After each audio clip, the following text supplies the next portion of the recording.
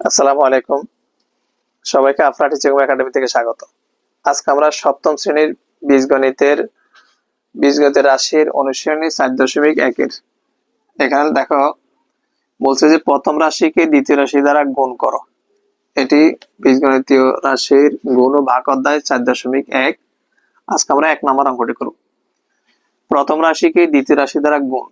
তো যেহেতু গুণ করতে বলছে আমরা লিখবো সমান দিয়ে লিখবো 3ab, গুণ করতে বলছে কমার জন্য আমরা গুণ দিব 4a³।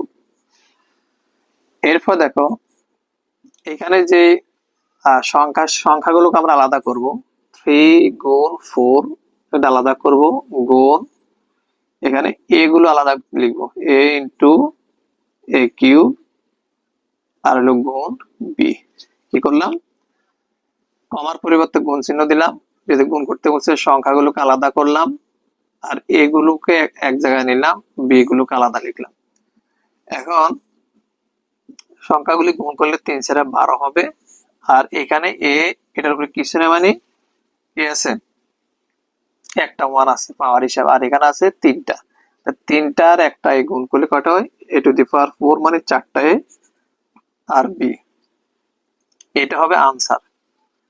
তো এখানে একটা সূত্র আছে, যেমন a⁴m গুণ a⁴n যদি হয় তা এটাকে এরকম ভাবে লেখা যায়, এ দুইটার একটা আর m আর n এইভাবে গুণ করা যায়।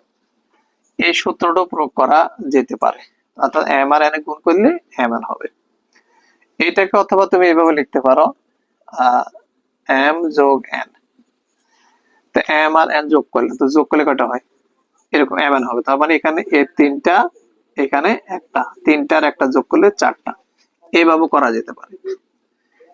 তো এটাই হবে, এরকম ভাবে তোমরা করতে পারো। আশা করি বুঝতে পারছো। আমরা পরের ক্লাসে 2 নম্বর অঙ্কটি করবো ইনশাআল্লাহ।